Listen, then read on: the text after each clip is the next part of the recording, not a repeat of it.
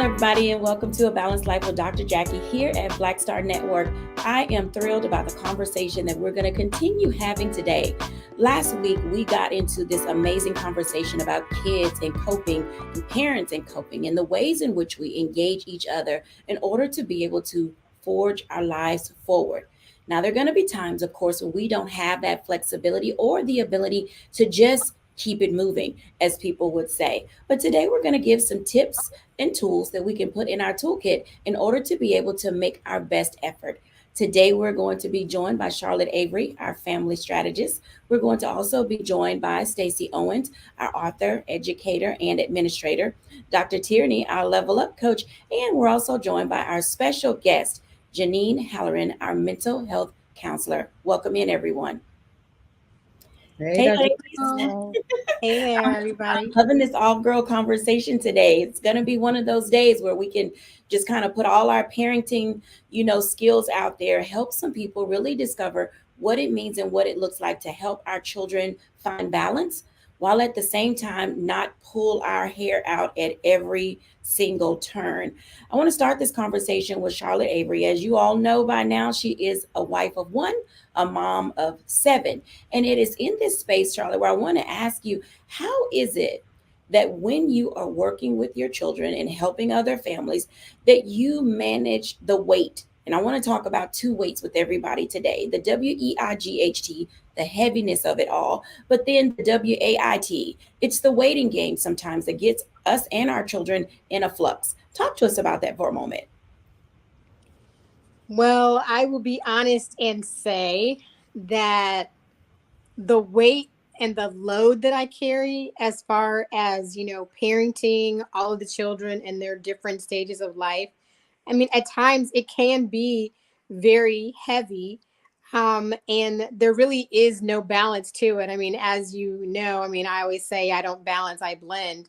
And so, I do my best to, carry individual weight since I have, seven children, because they make me carry differently when it comes to them.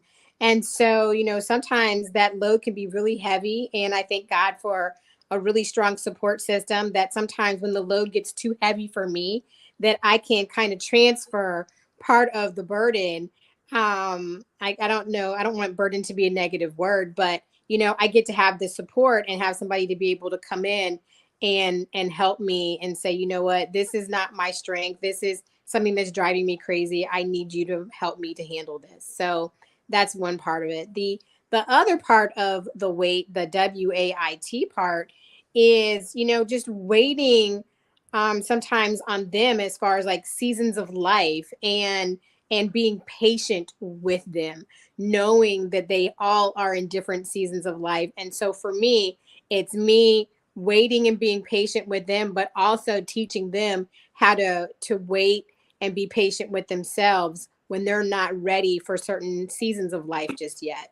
Those seasons of life, Charlotte, sometimes do seem to tarry on. How do you compartmentalize it all? You mentioned about your littles, your middles, and your bigs, and then there's Charlotte, and then there's husband, and then there's business. How do you compartmentalize in order to find the balance that you need? Compartmentalizing for me has to do with prioritizing. It really goes back to the blending part of about prioritizing. I don't do to-do lists or anything like that because to-do lists just drive me crazy. They make me feel very inadequate because the to-do list can go on and on and on. But for me, I look at the priority of what is important that day. I can go to bed at night and be like, oh, these are going to be my priorities for tomorrow. And then just by some martial law, something crazy could happen. And then the priorities all get shifted. So I really try not to like get so out of sorts with it when life just kind of throws me a curveball when it comes to them. And when it comes to me and business and my husband. But, I'm also a really good communicator when it comes to our family. So what I do, which is, I guess, could be considered part of compartmentalizing, is, I have conversations with my family and I tell them, this is my priority. This is what I'm doing today. And it could be a few things. And so sometimes, the kids be like, oh, well, can we do this? Well, no, because it's not part of the priority for today. And so I just try to keep all of my priorities in perspective, and then I just have to learn to be flexible when something happens that makes me have to shift and pivot. I do want to ask Janine for a second about that, because as it goes toward mental health, where do parents oftentimes, I want to phrase this properly, Janine, because there's that space when parents know they're about to go off the rails, and then that space where they're like, they just let things go too far. And they don't do, as Charlotte said, they don't prioritize, they don't compartmentalize, they just literally keep going, going, going, and they never take a break. What are some of the warning signs? I would say the warning signs are if you are yourself feeling that irritation, you're feeling like you're having very short conversations with your kids, like your temper is flaring up very quickly. Those are the moments where you're like, oh gosh, I need to make sure that I am taking care of myself. I'm prioritizing what I need to do to make sure I'm refilling my cup. Oftentimes when we are working as parents, we're working as caregivers, we're working as people who work with children who struggle. Our cup gets poured out. We give a lot, and we need to make sure that we are refilling our cup. We are doing things that are going to help fulfill us and do those things that are helpful. So it really does come down to, I think, being aware of your own sort of things that are the warning signs for you. So for me, I feel when my head gets too full. I feel that stress, and I've been able to tap into knowing what that is. I know what stress and anxiety feel like in my body. And when I feel that, that's when I know that I need to do something different. And I will say, I take the time to do things for myself. So I'm going on a bookcation with a girlfriend in a couple of weeks. I'm super excited about it. We're going to bring a ton of books. We're going to go, and we're staying in Austin, Texas. We're going to eat a lot of food, and we're going to read a lot of books. That is literally what we're doing for 4 days. I love that. And we've been talking about this, I think, for over a year. And so it's a countdown. I've got 38 days till it. I'm really excited. So it's one of those things where I know that is going to fill my cup up for a long time. So I'm going to do it, and I'm going to come back a better mom, a better therapist, a better wife, able to do the things that I need to do to get the house running. Absolutely. Talk to us about that for a moment, Stacey, because there is the weight, and then there's the INGs that go on that, because it seems to go on and on and on. Like things just seem to get heavier and heavier, and then the time to get past them seems to get longer and longer. How are you helping staff, employees, your students, even yourself manage or balance the things that are taking forever to come to pass? You want me to put my soul on the table today? Let's do it. Because I'm like, how is she describing my life? The weight, and the weight. It's like my life is so heavy. And I often look at times of thinking, this will be over next week. And then next week, something else comes along and make it even heavier. And I'm thinking, how can I wait past this?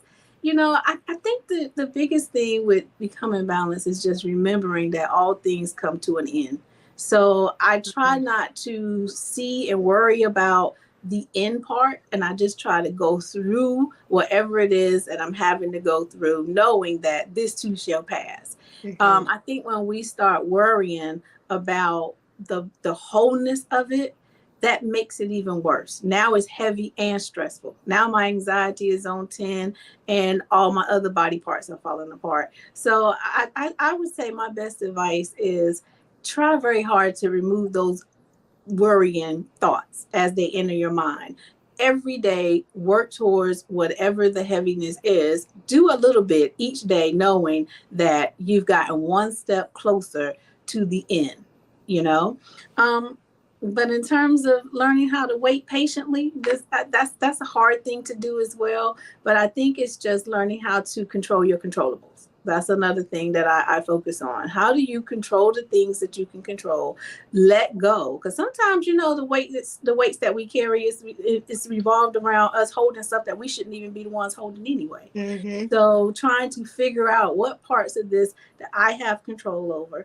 And then if it's something that I can't control, can I get somebody else in on this to help me? And then know when to release. Just know when to say, right now, the weight is here, but I'm just not going to think about it. I'll release on you in a minute. I'll disconnect and just wait. I like that. I'm going to go into a break because I want to come back at the next part of this conversation with Dr. Tierney, because it literally dawned on me as the ladies were talking that we have a problem. I mean, literally, we have this tendency, everyone does, to make permanent decisions around temporary situations. When we come back after the break, let's talk about that. We'll be back in a moment.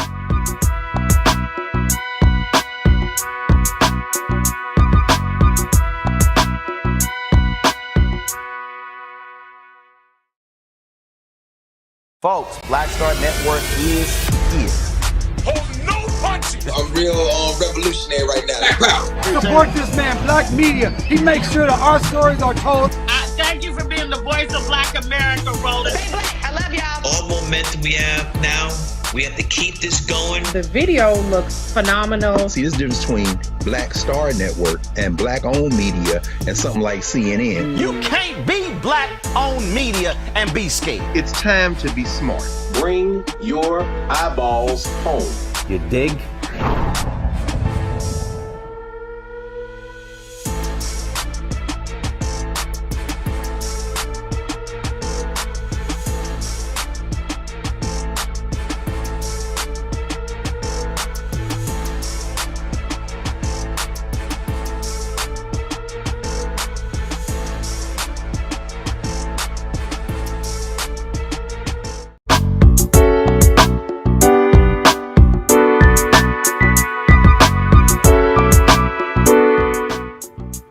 Welcome back, everyone, to A Balanced Life. And as you can tell, sometimes the weight of waiting can get heavy on us. It allows us sometimes to feel as if we're never going to get from underneath it. And then we start making these decisions around things that are super temporary, but we can't see it and get the clarity we need because we're filled with heaviness or with burden, as Charlotte talked about. And then oftentimes we don't know how to prioritize or compartmentalize. Dr. Tierney, talk to us about that for a moment, because when we get into those stages of the weight of the world and then waiting on things to come to some type of closure, conclusion, or beginning, we just fall apart. Absolutely. So my esteemed colleagues have pretty much said all the things that I was, thinking. But when we're talking about it impacting our decision making, one of the things that we have to realize is that life has an ebb and a flow. Okay. A lot of times we want to impose what we want on the ebb and flow of life, and we get bent out of shape because it's not flowing in the way that we think it should be flowing, not realizing that there's a grander design that's happening, here. And we can't, as you said, control those things that are not in our purview for us to control in the first place. So when we get bent out of shape, that is prime opportunity for us to start making some decisions out of our feelings, to start making some decisions out of some things that are really temporary, but because it has gone on longer than what we thought that it should be going on, we think that, oh, okay, this is the new situation now, so let me do this, or let me pivot, and do that. And we're not accustomed to waiting, so we've heard a lot of like what they used to call back in the day, the Burger King generation, where certain I think it was like Gen X's and, beyond were all like the Burger King generation. We wanted it when we wanted it, how we wanted it. But really, honestly, with the advent of all the technological things that we have, all of us are a bit Burger King, now. We're able to get what we want at a push of a button. We're able to call people when we want to. There's no more pay phones. We don't have to call waiting. We don't have that anymore because now it's automatic, and so that kind of got us into this space where we're not accustomed to waiting, and so when we have to wait for something, then we think that there's something wrong happening. So we'll make decisions thinking that there's something wrong when really you're just in the process and in the flow, of life. Now, I get why that can be difficult too, because when we're talking about the weight, WEIGHT, that things can be heavy. And there's been a lot that's happened in life recently that really has put a lot of weight on all of us, but this is that space where you have to invite people into the right people into your space to, one, help you carry the weight, two, to give you a different perspective, on the weight, and three, to give you some tools that'll help you wait while you are managing the weight that you are carrying. This is one of the number one things that you get when you are, with a appropriate therapist or coach, or, they're helping you to get perspective on your situation so that you're not acting out thinking that there's something wrong. We all have blind spots. We all need somebody else that has either gone before us in the situation that can give us a different perspective on the situation, or that can see something that we can't see in that situation to help you better understand exactly what you're carrying. You've heard me, if you've watched this show at all, you've heard me talk about the who. You've absolutely heard me talk about who you are, and this comes into play when we're talking about the weight that we're carrying, because when you know who you are, then you know exactly the things that you are and are not assigned to. So you have to assess the weight that you're carrying to see, does that need have your name on it? And are you carrying any unnecessary weight, that you don't need? And then looking at, okay, where am I and where is this leading to? And if we want something that's really valuable, you're going to have to wait on it. The only thing that comes out quick is something you stick in a microwave. Anything that goes in the oven, a crock pot, anything like that, you're going to have to wait on it. Same thing with your life. When you get into this space of these big dreams, these big goals, these walking into your purpose and all of those things, sugar, you're going to wait. That is number one thing that I really want you to hear me say. So if you're in a waiting season, understand that as you're waiting, that weight that's on you, it's only refining you. It's only making you better. It's getting you prepared for whatever platform, whatever purpose you're about to walk into. What you don't want is to shirk the weight and then shorten the wait, and then you get somewhere underdeveloped.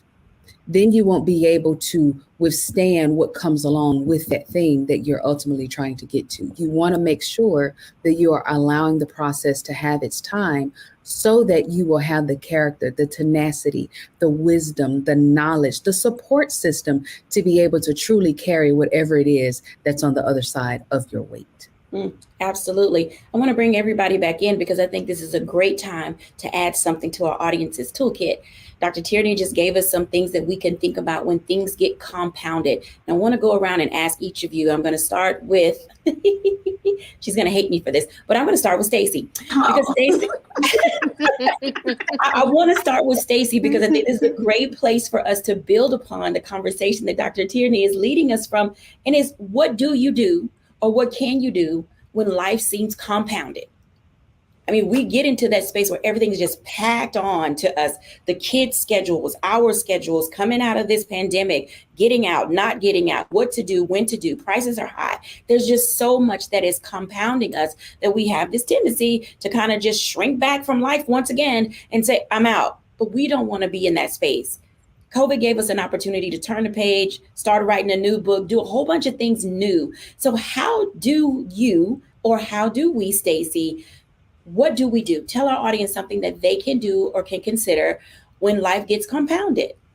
I think first we need to take an assessment and figure out what is compounding us. Because again, as we can sort, you got to always be in control of sorting your life. So know what are the things that's burning you down, or the things that's overwhelming you, or just the things that you're doing. First, make an assessment, because then you can determine what part of this life can I give to somebody else? And not in the sense that you're giving your life to somebody else, but is it some tasks? Is it some things? Is it some things you can let go? Is it some things you can gather to? Is it some things that you can share with someone else? So I think you got to start with taking just a self-assessment. And we should do that frequently. Like, I like to take a life assessment every 3 months if I can, just so I can figure out, where am I going? Am I going into the direction that I thought I was going to go in, or that I wanted to go in? And if not, what adjustments can I make? So I would say assess your life first. Absolutely. Janine Halloran. I would say the thing that you can do after you assess your life, which I think is a brilliant idea, I would say then build your community, because that's where you're going to be able to get strength, to get some support. So if that is getting mental health support for a child in your life or your own self, if that is getting a coach, if that is finding a friend that you can hang out with and do things with, if that is finding a new church family, if that is being able to figure out what are the things that are enjoyable for you to do, being able to join a club, being able to do art, whatever brings you joy, to be able to have that space for it, but to start creating that community for yourself. Absolutely. Charlotte Avery. So I have two things. One, I was listening to Dr. Tierney give us a whole great, wonderful sermon. I was like, hallelujah for everything that she said. But there's two things. One, I feel like when you feel that because there are times when you feel like life is just playing tug of war with you, and you're at one end of the rope and life is at the other end of the rope. Sometimes it's okay to drop the rope. Be okay with giving yourself grace and dropping the rope.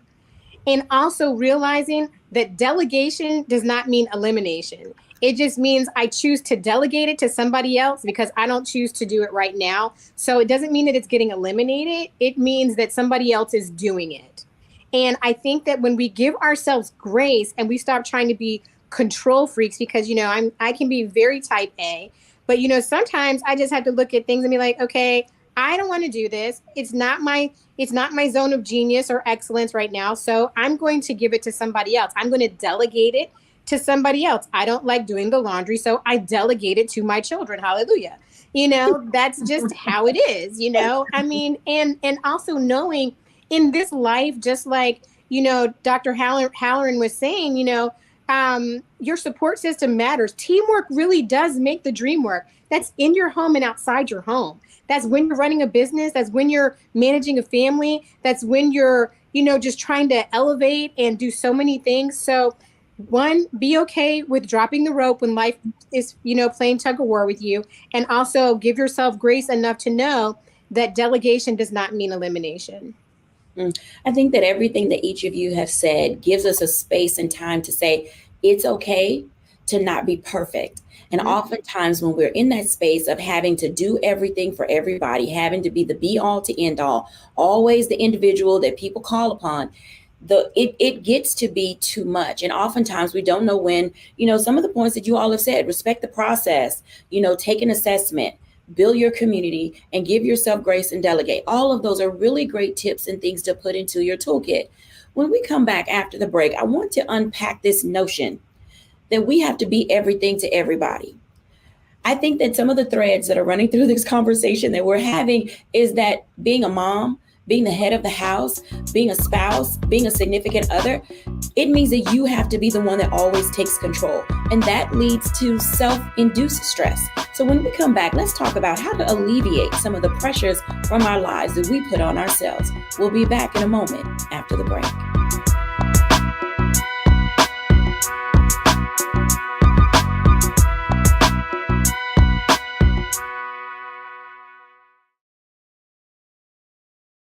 Don't you think it's time to get wealthy?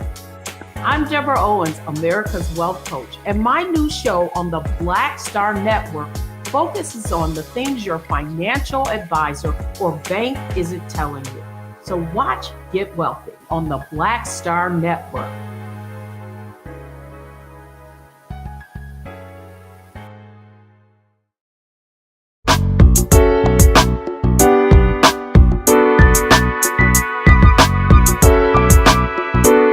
Welcome back, everyone, to A Balanced Life. And as you can tell, learning how to live balanced or blended can take a lot out of you, but it's really worth putting in the effort.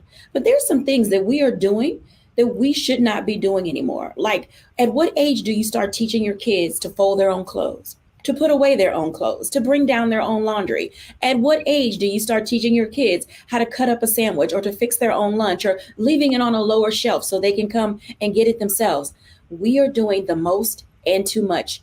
So Dr. Halloran, Janine, talk to us for a moment about releasing some of our ownership and giving ownership back to our children to eliminate stress in the home and with ourselves.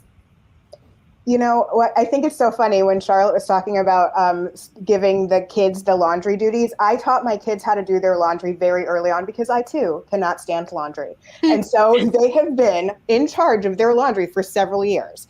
And it's been lovely. And what I wanted to do, not only to eliminate that for myself, but also to teach them how to be kids that grow into adults who can cook for themselves. They can wash their own clothes. They can fold their own clothes. They can clean the bathrooms. And so it really does eliminate that mental load for me when they are in charge of that. And I feel not only is it for me better in terms of my mental sort of load and the things that I'm keeping in there, but it's also good for them because they're learning how to be people. They're learning how to be people in the world who can live on their own. Like, so we go through and I teach them how to cook certain meals. I ask them what their favorite things are and we work on it. And so, you know, my son loves mac and cheese. So now he knows how to make a bowl of mac and cheese by himself. I think the other piece of that is if that you're sharing the load with a partner, another adult in the house, the conversation also has to go there because oftentimes we find as women, we are the ones holding the mental load. And so to have conversations with spouses and significant others about how to delegate the things that you just keep in your head all the time, like the grocery list. How do you manage all of that? So it's been interesting to talk through mental load with my spouse because he's like, what are you talking about? But it's one of those things where once he understood what was going on, then he was like, oh, that makes a lot of sense. And he started taking ownership of his own things and things for the house as well. So let me ask you a follow-up question because related to that, how does that work in blended families where you're not my mom, you're not my dad? Oh my goodness. So this is where it gets a little bit tricky, right? So it's almost like whenever I talk with kids who have blended families, I say, you know, you have one set of rules at your one parent's house and you have one set of rules at another. And that's what it is. You have to code switch. You have to know what is acceptable at this house versus what's acceptable at this house. And I would say to the child, I've worked with kids who have been in this situation. I will say it doesn't feel great. It feels unfair, right? But you still have to be respectful and let's talk through this. And let's also think about the future when you grow up and what do you want to do? What do you want to be? How do you want to be in the world? And so to think through how do I interact in a way that reflects who I want to be? What can I control? Back to what we were talking about earlier, that what can I control versus what can't I control, and letting go of the things you can't control, because there's a lot you can't control, but you can control your own behaviors. You can control how you react to things, and you can control how you bring yourself into the world. So Stacey, Janine brings up a really good point about this sense of community that we're building. Talk to us about how home and school and that balance should work, because oftentimes there's a disconnect between what parents are doing at home, what the school is teaching, and then the desire of the school for that to be integrated together. Okay, so from the school perspective, I always tell my teachers, you need to understand the culture and understand what's happening in the lives of the students that you're serving. You need to know what type of family that they're coming from. You need to know what the home life is looking like, because you're about to set some rules in your classroom and some expectations and some norms that if you don't understand the culture of where your students can come from and you're not taking that into consideration, it can cause a huge disconnect.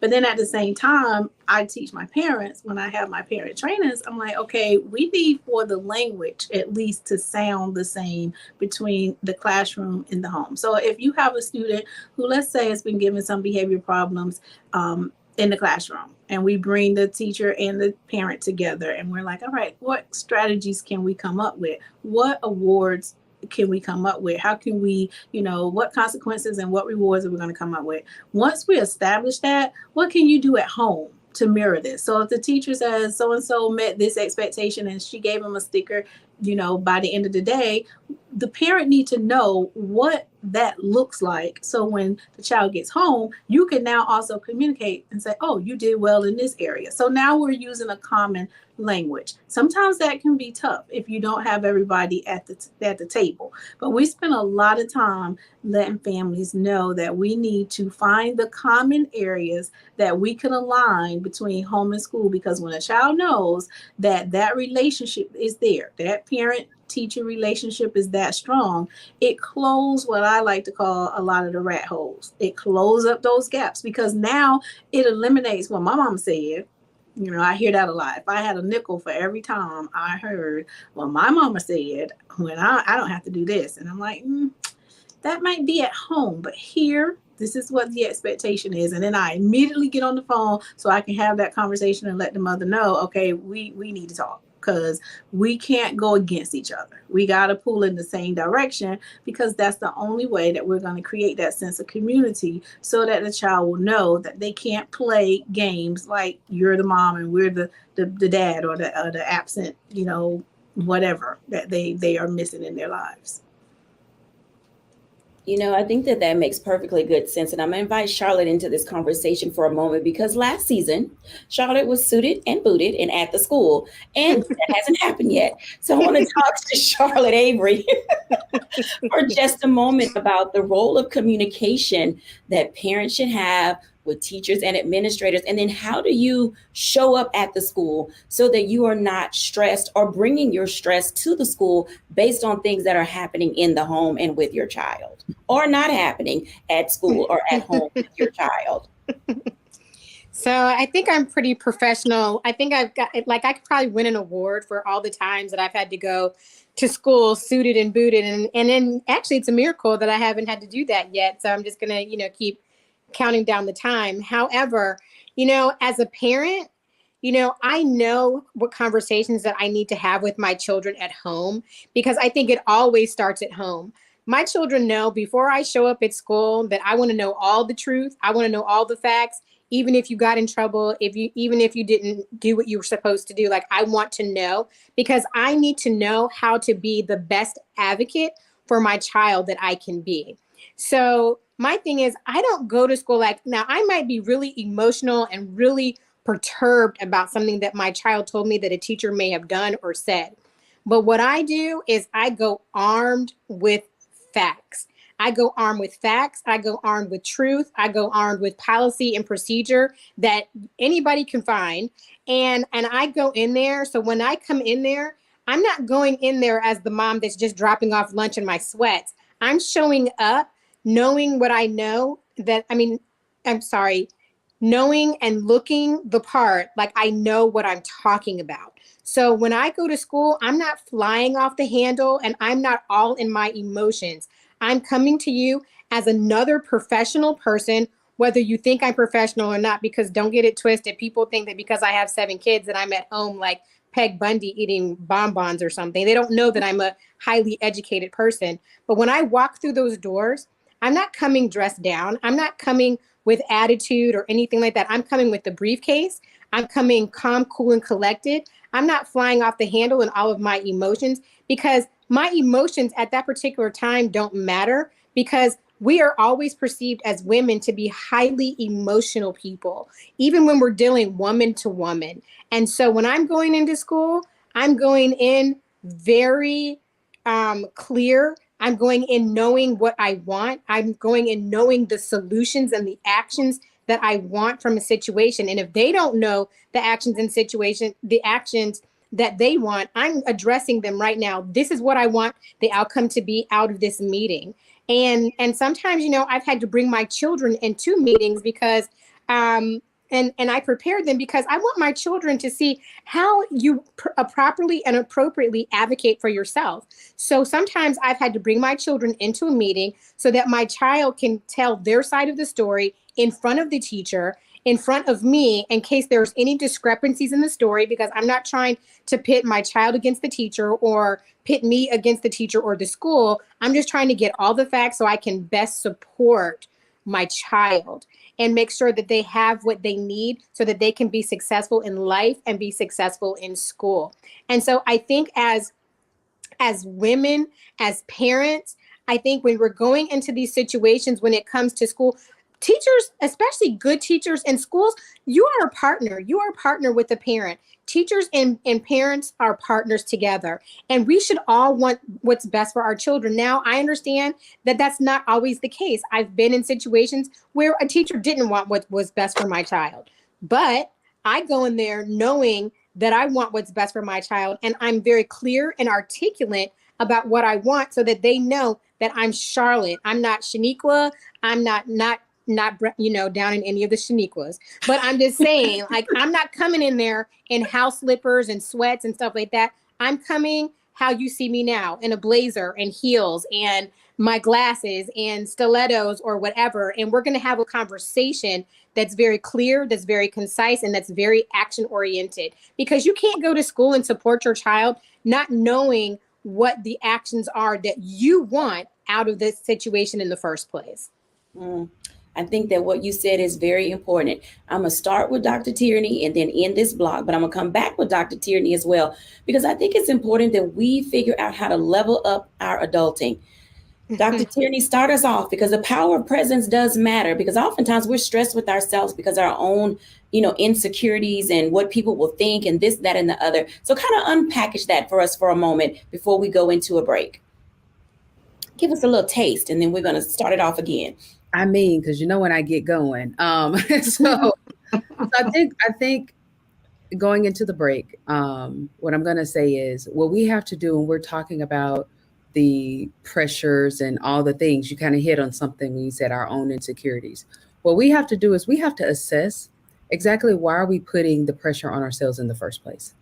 It's easy to say, oh, it's because the school did this or the kid did that or my job did that. But let's really take a look at really where that pressure is coming from and why are you putting it on yourself. All right, now, so let's take a break. I'm glad that she gave us just a little snippet of that, because I know she's ready. Y'all could see it in her face. She was ready to just go all in. When we come back after the break, let's talk about what it means and what it looks like to level up your adulting. We'll be back after the break.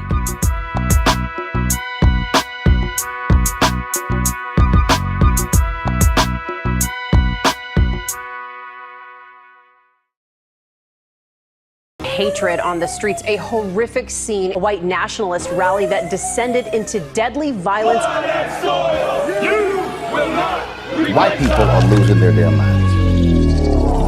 As an angry pro-Trump mob storms the U.S. Capitol, we've seen We're about to see the rise of what I call white minority resistance. We have seen white folks in this country who simply cannot tolerate black folks voting. I think what we're seeing is the inevitable result of violent denial. This is part of American history. Every time that people of color have made progress, whether real or symbolic, there has been what Carol Anderson at Emory University calls white rage as a backlash. This is the rise of the Proud Boys and the Boogaloo Boys. America, there's going to be more of this. Here's all the Proud Boys, guys. This country is getting increasingly racist in its behaviors and its attitudes because of the fear of white people. The fear that they're taking our jobs, they're taking our resources, they're taking our women. This is white fear.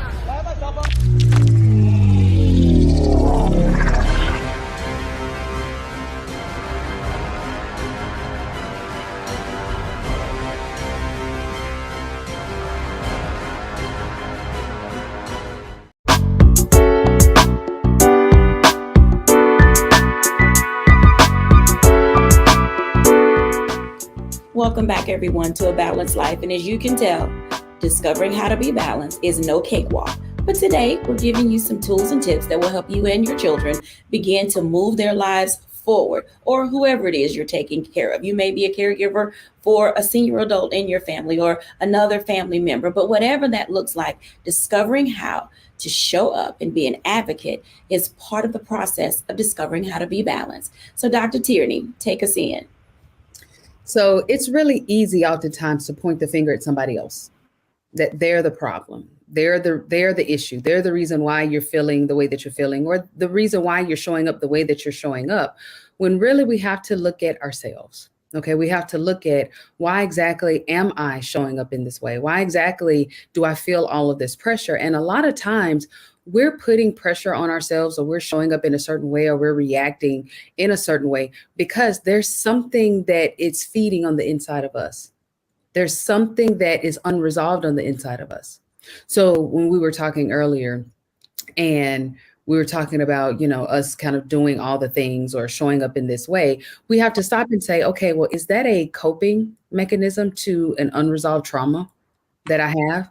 Is it that I feel that I have to be the only one that does this in order for me to feel okay? Is it that I have to put my need or put my name on everybody's needs in order for me to feel like I'm valuable or whatever it is? And ultimately what we end up doing is putting that pressure on ourselves instead of really looking at what we're doing to ourselves. We then blame the other people. We blame them for why we feel the way that we feel or why this thing is happening in our life, instead of actually stopping to say, you know what, I'm allowing it because in some way it kind of makes me feel like I'm worthy or valuable, or it's this thing that happened when I was a kid. So now for my kids, I fill in the blank with whatever it is. So when we're talking about actually getting to that next level in our life, we have to stop and look at us and say, okay, how am I showing up at this level? And what are those those pieces that I might not have addressed from my last level that are getting in the way now of me going from here to there? Getting from here to there isn't always easy. Janine, talk to us about this thread. There's a common thread, this overcompensating and the stress that it can cause on all of us for feeling like we have to be all things to all people. It is true. There is this thread of you need to be everything. You have to be the perfect mom. You have to be the perfect wife. You have to do all these things in a perfect way. And really, nobody is perfect. We're all human. We all make mistakes. I believe somebody also earlier mentioned grace. And there's this piece of giving ourselves grace, being graceful to ourselves when things don't go quite so well. But also, if we are starting to delegate and people do it wrong, in our way of thinking, right? You try and make sure that you're not doing everything and you're trying not to take it all on, but you're trying to give tasks away. Then you really have to give those tasks away, and you have to let again, I'm also a type A personality. You have to let that go, and you have to let them do it as they would. For example, when my kids fold their laundry, would I fold my laundry the way that they fold your laundry? Heck no. It's fine. Does it get folded and put in their drawers and put away? Absolutely. So I'm going to let that go. I'm not going to be over helicoptering them, trying to help them figure out how to fold their stuff. If it works, it works. They walk out of the room and clean clothes, get on the bus. Thank goodness. And so it really comes down to being gracious to ourselves, being gracious to other people as well. So I'm going to ask Stacey this question because oftentimes we don't know how to pick our battles. So Stacey, how do you teach children and parents to pick the battles that they should fight? Because oftentimes that stresses us out as well. And we're just in this constant struggle between what mom said, what daddy said, what teacher said, what home said. But sometimes it's like, whatever, and keep it moving. How do you do that? I mean, you have to know what is the end goal that you want, right? So I'm telling my teachers all the time, I call them power struggles. Like, don't get in a power struggle with a kid. You have to know what you want from them. State explicitly what you want, and then assess if they gave you what you want. But we get so stuck in, like the doctor just said, did you do it the way that I want it to be done? No. Did the task get done? If the task got done, then what's that happy middle ground that you can reach towards? But don't get into the power struggle of it has to be my way or it has to look like this, and then now y'all arguing back and forth. So don't get into power struggles. That's the biggest element that I think I see in schools today, is when teachers and students get in little power struggles with each other, and then now you're mad because they said something back or they didn't do it the way that you thought they should do it. And then the kid gets sent to my office. Now I got to stop what I'm doing to have a conversation that could have easily been resolved with the two of them just listening to each other and stating what they wanted and getting to the end. And in terms of parents, making sure that, they are picking their right battles. I think Charlotte is right. You should come prepared with exactly what you want the school to provide for you, but you also have to be open enough to hear the other side. I call it test and verify, because your child is going to come home and they're going to tell you their side of the story. Get all that data and research from your child, then come in and start the conversation by first listening to the other side. So now you can make an informed decision, and the two adults and the student can have a good discussion about how do we move forward. I'm all about being solution oriented. How this happened, I'm not going to get stuck in the what happened. I'm stuck more on what's the solution? How do we move past this? And how do we not find our way here again? So it's just, if you focus on the forward progression and the solution, it'll get you every time out of that space of being in the power struggle and picking battles that at the end of the day, it was pointless anyway, because you didn't even know what you wanted. So Can I just add something? Can I add something? She gave really us a quick? great segue to that. Go ahead, Charlotte. I wanted to say that, part of not being in a power struggle, whether it's in your household or even at school, I think for me, it really is how and when you communicate, especially when it comes to a school situation. Like for me, before I show up at school suited and booted, I have already emailed the teacher. I've already had a conversation with the teacher. And not only that, I've already had a conversation with the counselor. So when when I've gone through the chain of command, because it's quick to sometimes think, oh, I'm just going to go and talk to the principal. No, Charlotte always starts with the teacher. Then I go to the counselor. I include both parties. Then I start CCing everybody. And then once I still don't get what I want, or it's still not working out or what have you, then we come to the table. Once the table discussion goes awry, now I'm CCing everybody that I had a meeting with per our conversation meeting, whatever. And now I'm going to the school board. There are levels to this thing. And I think that when you are, and especially if you're not trying to be hurtful, for me, when I come suited and booted at school, it's not because I'm trying to be very aggressive with a teacher or an administrator, but it's letting them know, one, I really think you need to see my face, because obviously my kind big girl words didn't help you. So now let's have a conversation. Let's sit at the table and talk. And I think that when we are open to communication and everybody's not trying to, pull rank because I'm the parent, because I'm the teacher, because the thing is that we can all be learners of each other. We can all be students and learn something. There might be something that I didn't know. There might be something that a teacher or a counselor or a principal or another administrator might be more well-versed in than I am. Sometimes I'm more well-versed in some things that they're not well-versed in. But that's why teamwork makes the dream work. But if you're really open to really effective communication and not, trying to, pull your PowerPoint or your power play on anybody, but you're really going in there with the best interest of the child, then I think it works. It tends to work out better. I think that makes a lot of sense. We're talking about the value and the role that adults play, not only in the lives of children, but what it means to keep us from being stressed out. And Stacey started us with some really good things about don't get into, and she said, don't get into a power struggle. Janine, what is something that you would say for an adult who's working with the child? Don't get into what? Oh my goodness. So I would say, actually, my focus would be, let's focus on what is the goal for the child. So a lot of time I've worked in schools and I've been on the other side of the table as a parent. And my whole thinking has always been it's all about the kid. So what can we do as a team, as a community? We're all working for this child. So how can we help this child? Let's elevate, instead of getting into these power struggles.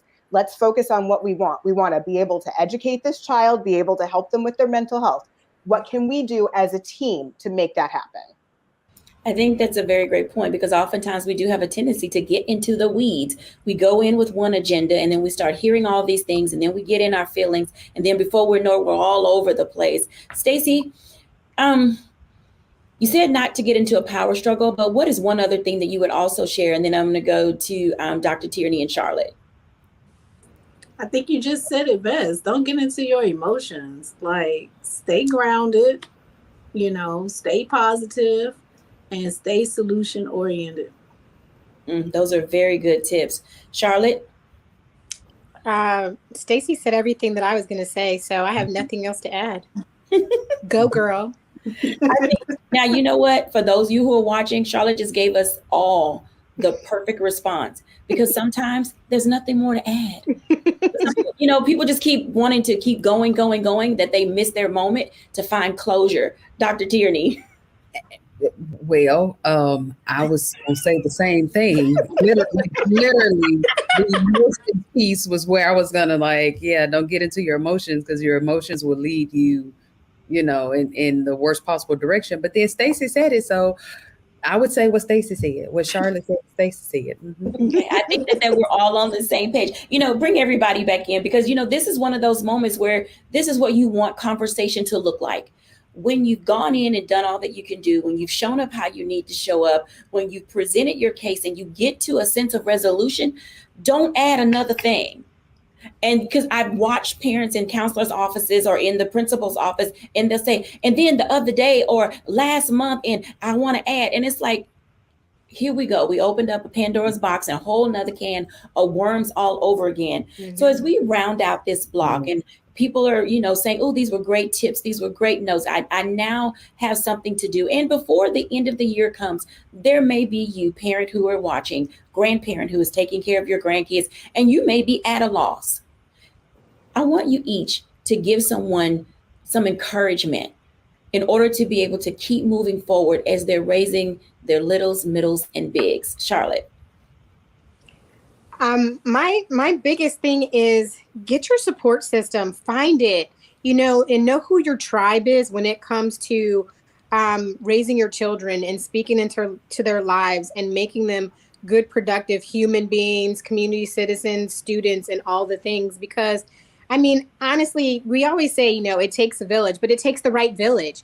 And so my thing is, I'm always praying, Lord, show me my people. Who are the people who are supposed to be speaking into the lives of my children? Who are the people who are supposed to be speaking into my life? Those who have, a permission to say, Charlotte, I think you were wrong. I think you missed the mark, and just know who your people are. Find a support system, a reciprocal support system, because I believe that support systems should be reciprocal. It's not just about you and what you need, but it's about what you can offer to someone else also. Absolutely. Dr. Tierney, a word of encouragement. I would say know when to stop, just like what we were just talking about. Sometimes that compounded pressure we were talking about earlier is because we just keep going and going and go. Sugar, we're not the Energized Bunny. Take the battery out your back and know when to stop, and not put pressure on yourself, that then you put pressure on your loved ones and your children as well. Absolutely. Stacy. I would say just recognize that everybody comes to the table with their own personal toolbox, right? So don't get upset with the tools that you have. If you find that you've made a mistake or you didn't do something that someone else thought you could have done better, just always focus on, how can I buy a new tool? How can I learn something new that's going to make me stronger for the next time that I'm facing this? Absolutely. And Janine. The one thing I would say is remember that parenting is a marathon. It's not a sprint. There will always be opportunities to have teachable moments. And while teachable moments may come up, you will let some slip, and that is okay, because there will always be another one. You know where they live, you can get back to them. Absolutely. Thank you all for the tips that you've given our audience to be able to put into their toolkit. When we come back, I'll give my reflections.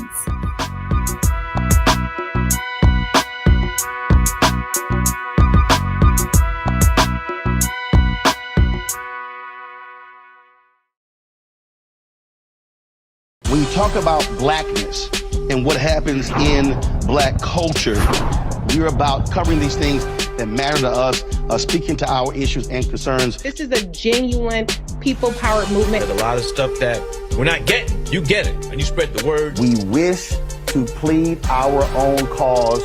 Too long have others spoken for us. We cannot tell our own story if we can't pay for it. This is about covering us. Invest in Black-owned media. Your dollars matter.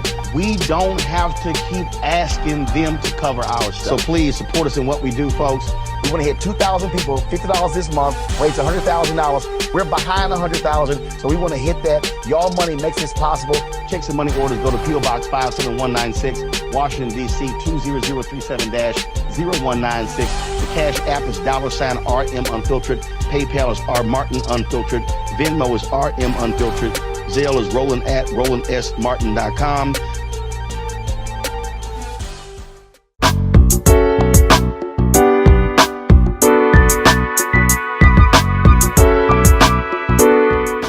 Welcome back, everyone, to A Balanced Life. And as you can tell, as we always say, discovering how to be balanced isn't easy, but it is achievable.